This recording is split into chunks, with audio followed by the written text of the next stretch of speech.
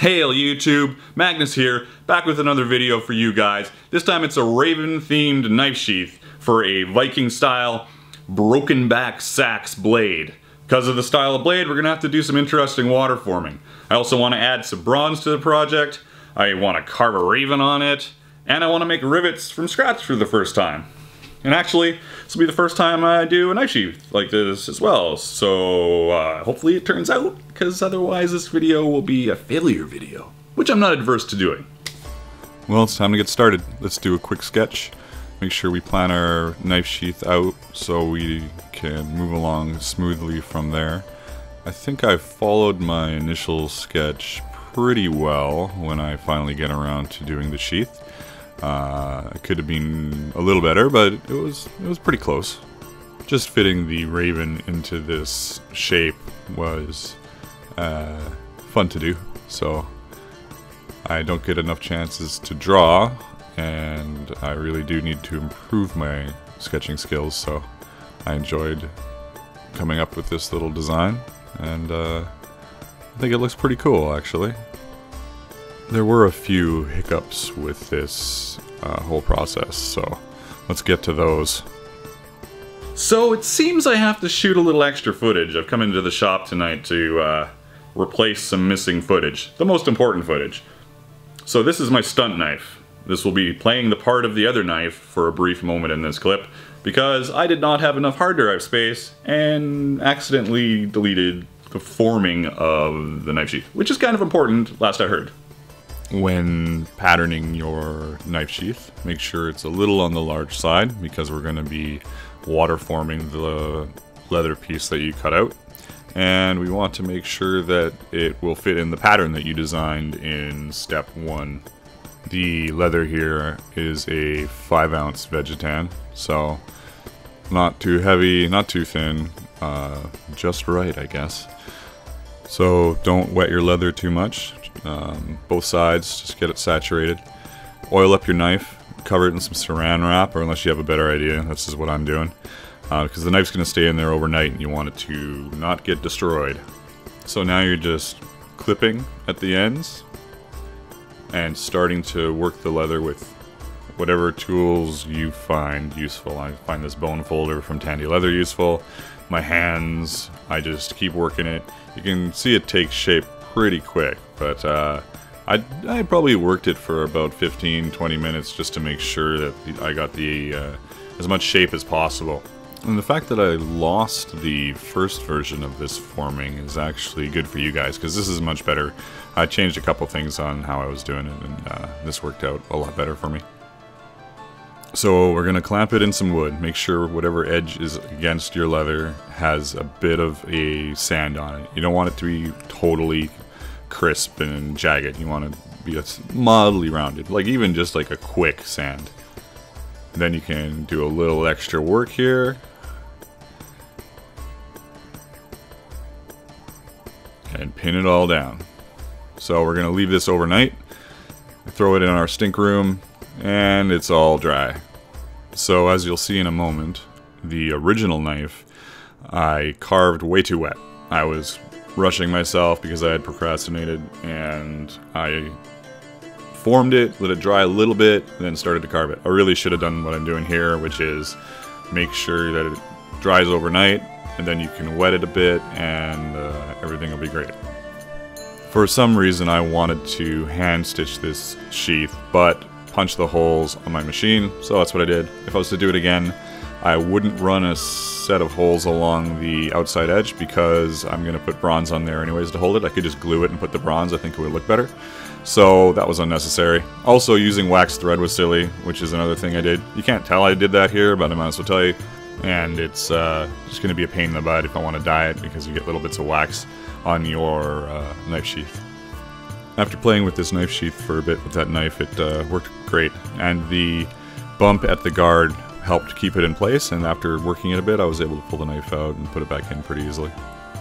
Here we are tracing the raven onto the sheath, the other sheath that I lost the footage for, and it is way too wet, and I've never carved anything that's been put together already, and it is really awkward. So If anybody has any tips or tricks to do this, other than don't let it be ridiculously wet, which I would recommend to everybody, make sure it's just like you would carve anything else. Make sure the core is wet and the outside's fairly dry, like cool to the touch.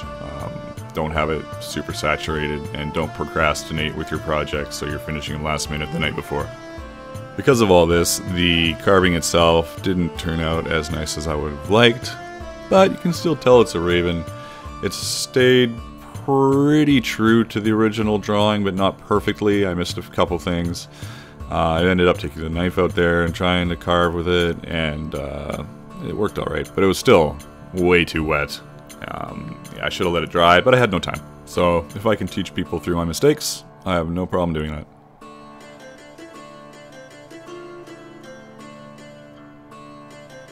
You can also see here that I've only stitched the one line on this.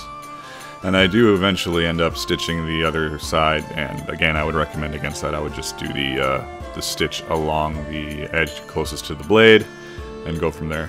I had some concerns with a super sharp knife like the one that I'm using cutting that stitch, but once you get the bronze on there, it really shouldn't be an issue.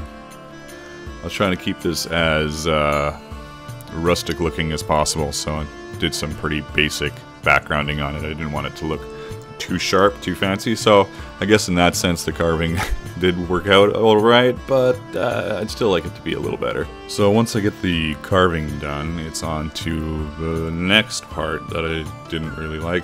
I dye the whole piece a light brown, and then I paint the raven black. And if I had just been smart with some antiquing, I could have made this look a lot better, but instead, for some reason, maybe it was because it was 1 AM, I decided that I was going to paint the raven black and then put a mahogany stain over the whole thing. And if you've worked with stain before, there's no resist on it. Like, it's just going to be a mess. So I turn a sharp, contrasty sheath into a pretty dark sheath right here with some mahogany stain, hoping for a little bit of red, but I got a whole lot of dark brown. And because I've rushed everything, you can tell that the sheath has lost a bit of its shape. It's not as crisp as it could be. It's not drying with a knife in it to hold that shape. In the end, it turned out okay, but it could have been a lot better.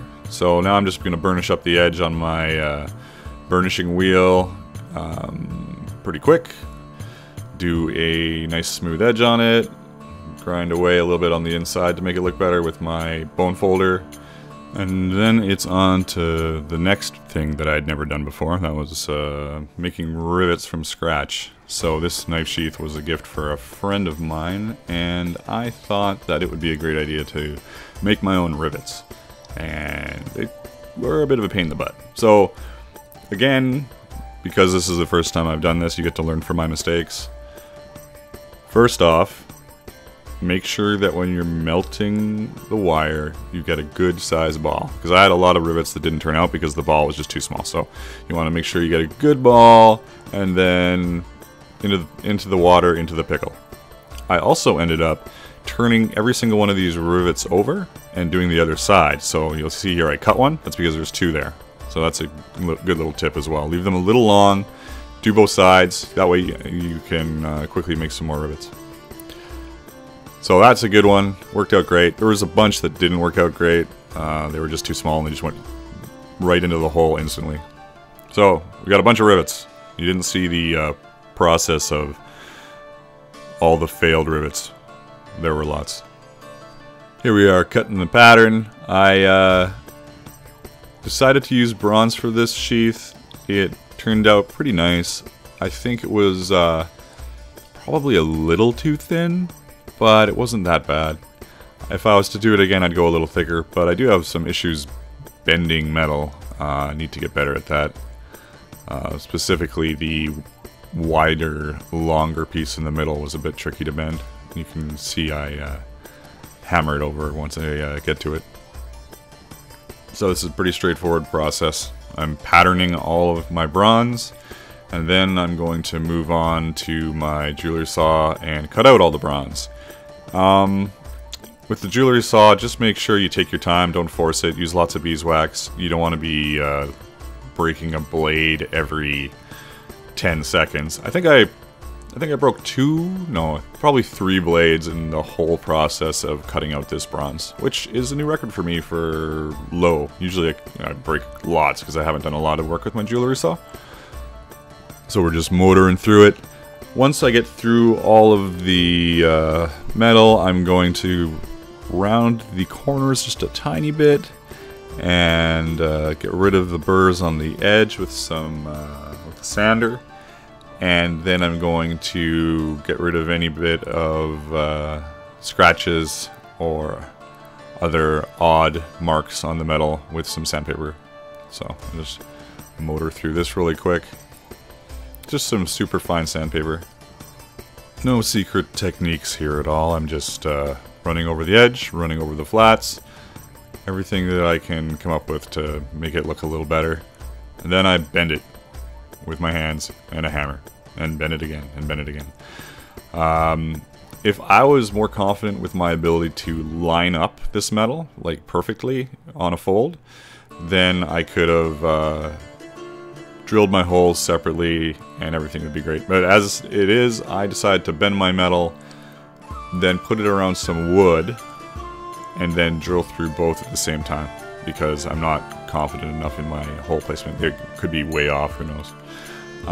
If you've got some tips for how to align your bent metal better, or just to bend metal better in general, I'd love to hear from it in the comments below. I'm always interested in learning new stuff, as would everybody, I'm sure.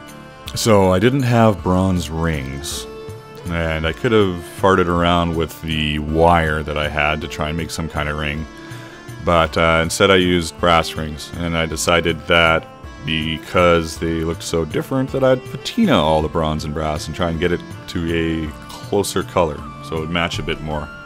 And in the end, it does actually match a lot better once it's patinaed and sanded. Now, I thought the most difficult part of the whole rivet process would be making the rivets, but it seems that peening tiny little baby rivets is actually the most complicated part. If I could get some thicker bronze wire next time, I might try it. You don't get to see all the failures here, but there was like a lot of painful riveting. Painful riveting. Because of the thickness of the bronze and the painful riveting, it bent a little more than I would have liked, but I was still going for that rustic look. So I guess it turned out okay. If it was a little thicker bronze and my riveting was more on point, I think it would have been a little sharper, a little cleaner looking. Well, I know it would have been, but it is what it is. And I know everybody's out there thinking I'm extremely hard on myself, but you should be your toughest critic. So I'm doing my best to get rid of some of the mess that I made when riveting this together. It works out pretty good. And then it's on to patina. Throw a bunch of patina on there, and then sand it off. I'm just using Jack's pad and some steel wool and sandpaper to get it to where I like it. I think it looks pretty awesome as is, so I don't want to take too much of it off. I just want it to look a little weathered. And it kind of made the brass look a little more bronze, which was nice. And then we just have to put some straps together. So, pretty basic stuff. Pattern out your straps. Fold them over. I wanted to stitch them together, so cut some bits. Then I did a quick pattern on the strap. Just a little back and forth action. Throw a little bit of the light brown on, and then mahogany stain to stay consistent. And then some quick stitching to fasten your straps on, and everything's ready for a belt.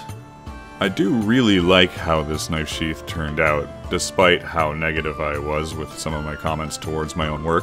But you should always critique your work honestly and know how you can improve for next time. Don't be afraid to try new things, and don't be afraid to fail at them, because that's always some of the most rewarding work. The new projects that you were worried about diving into, but did, and were able to figure it out. Thanks for watching, everybody. If you'd like to support the channel even more, I've started designing a few shirts, like this one, that you can find over at Teespring. Link in the description down below. Maybe you'll find something you like. That would be great. Speaking of like, give this video a thumbs up if you enjoyed it. Really helps the channel out. And obviously subscribe for more content. And until next time, Skål.